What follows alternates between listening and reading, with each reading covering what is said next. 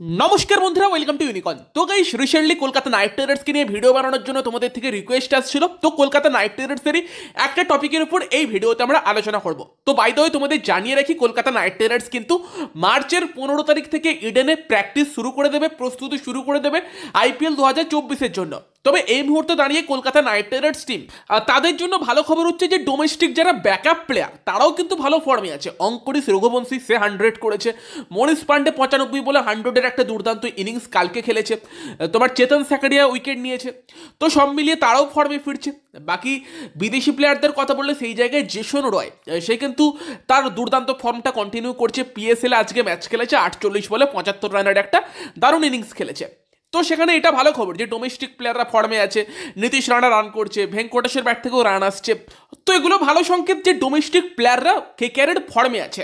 তবে Kolkata night রাইডার্সকে IPL 2024 শুরুর আগে সব থেকে বড় যে জায়গাটা অ্যাড্রেস করতে হবে সেটা সম্ভবত উইকেট কিপিংয়ের জায়গাটা, যেটা নিয়ে আমরা আলোচনা করছিলাম যে হয়তো কেএস ভরত ছাড়াও আরও একটা অপশানের দিকে কেকেআর যেতে পারতো। তবে একটাই প্রপার উইকেট কিপার ব্যাটসম্যান নিয়েছে। এবার এখানে কারোর মতামত মনীষ পান্ডেকে দিয়েও উইকেট কিপিং করানো যেতে পারে, বাট অ্যাকচুয়ালি নারায়ণ ভরুণ সুয়াসের মতো স্পিনারদের এগেনস্টে পার্ট টাইমার উইকেট কিপার দিয়ে কাজ চালানো যায় না। মনীষ পান্ডে ওই একটা ম্যাচই বোধহয় কিপার ইনজোর্ড ছিল, কিপিং করেছে, আর কোনো ম্যাচে কিপিং করেছে কিনা জানি না। তো সেখানে পার্ট টাইমার উইকেট কিপার দিয়ে তো সুনীল নারায়ণ, বরুণ চক্রবর্তী বা সুয়াসদের এগেনস্টে কাজ চালানো যাবে না।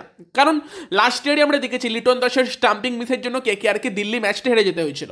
তো সেখানে কিপার ভালো কোয়ালিটির দরকার, কোয়ালিটি স্পিন বোলার যেহেতু উল্টো দিকে থাকবে। এবং সেই জায়গায় দাঁড়িয়ে কেএস ভরত, তার উপরে হয়তো যদি ইন্ডিয়ান উইকেট কিপার খেলাতে চায় একমাত্র ভরসা করার মতো প্লেয়ার সে আছে। কতটা ভালো করতে পারবে সেই নিয়ে অবশ্যই প্রশ্নচিহ্ন থাকবে। বিদেশি কিপার অপশন হিসেবে আছে কিন্তু রহমানুল্লাহ গুরবাস। তো সেই জায়গাতে দাঁড়িয়েই কলকাতা নাইট রাইডার্সকে একটা প্রশ্নের উত্তর খুঁজতে হবে। যদি সেটার উত্তর কেকেআর পেয়ে যায় তাহলে কিন্তু কলকাতা নাইট রাইডার্স টিমটা আইপিএল 2024-এর জন্য অল সেট হয়ে যাবে। সেটা হচ্ছে রহমানুল্লাহ গুরবাস নাকি সুনীল নারায়ণ, কাকে খেলাবে।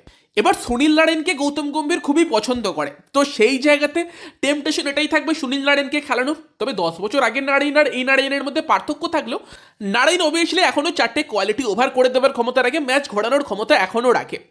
তবে যদি কলকাতা নাইট রাইডার্স ভাবে যে বরুণ চক্রবর্তী আর সুয়াস শর্মা এই দুই স্পিনারকে দিয়ে আমরা কাজ চালিয়ে নিতে পারবো, এক্সট্রা স্পিনার আমাদের লাগবে না, দরকার হলে নীতিশ রানার বোলিংটাকে ইউজ করব অথবা অনুকূলের মতো প্লেয়ারকে ইউজ করব, যদি এই ভাবনা চিন্তা থাকে এবং সেই জায়গায় যদি গুরবাসকে নিয়ে আসার কথা ভাবনা চিন্তা করে, তাহলে কিন্তু কলকাতা নাইট রাইডার্সের টিমটা অত্যন্ত ব্যালেন্স লাগবে এবং ব্যাটিংটা কিন্তু ভীষণই ডেঞ্জারাস লাগবে। কারণ সেই জায়গায় গুরবাস এমন একটা প্লেয়ার যে একটু ইনকনসিস্টেন্ট। 14টা ম্যাচের মধ্যে 10টা ম্যাচে হয়তো সে ব্যর্থ যাবে, 4টে ম্যাচে ভালো খেলবে এবং তার মধ্যে হয়তো এমন ইনিংস খেলে দেবে যে একার দমেই ম্যাচ জিতিয়ে দিতে পারে, সেই টাইপের প্লেয়ার।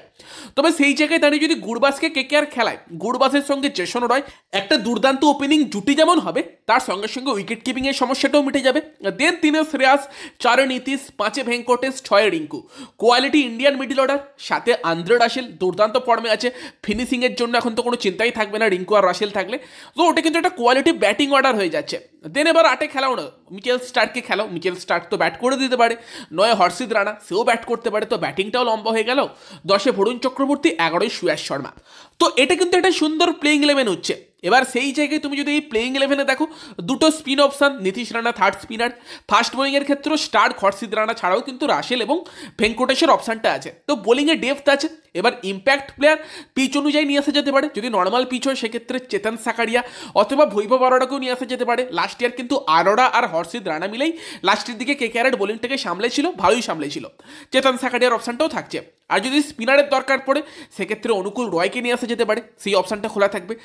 যদি মনে হয় যে একটা এক্সট্রা ব্যাটসম্যানের দরকার আছে, ব্যাটিং কোলাপস হয়ে যাচ্ছে, সেক্ষেত্রে কিন্তু মনীষ পান্ডেকেও অ্যাজ এ ইম্প্যাক্ট প্লেয়ার নিয়ে আসা যেতে পারে। তো অনেকগুলো অপশান কিন্তু খুলে যাবে যদি গুরবাস ওপেন করে নারায়ণের জায়গায়, কারণ সেই জায়গায় কিন্তু উইকেট কিপিংয়ের সমস্যাটা মিটে যাবে এবং তার সঙ্গে সঙ্গে ব্যাটিংয়ের মধ্যে স্ট্রেংথটাও বাড়বে।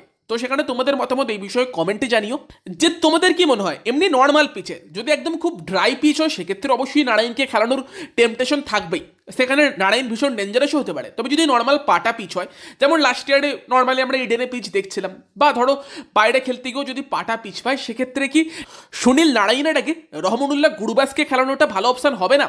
এবং সেক্ষেত্রে টিমের কাছে কিন্তু অনেক অপশানও খুলে যাবে, যেগুলো আলোচনা করছিলাম। তো তোমাদের মতামত এই বিষয়ে কমেন্টে জানিও। এবং যদি ভিডিওটা ভালো লাগে ভিডিওটাকে লাইক করে দিও, শেয়ার করে দিও। আমাদের চ্যানেলে প্রথমবার এলে আমাদের চ্যানেলটিকে সাবস্ক্রাইব করে তার পাশের বেল আইকনটাকে অন করে দিও। তো চলো এই ভিডিওতে এই পর্যন্তই, বাই বাই।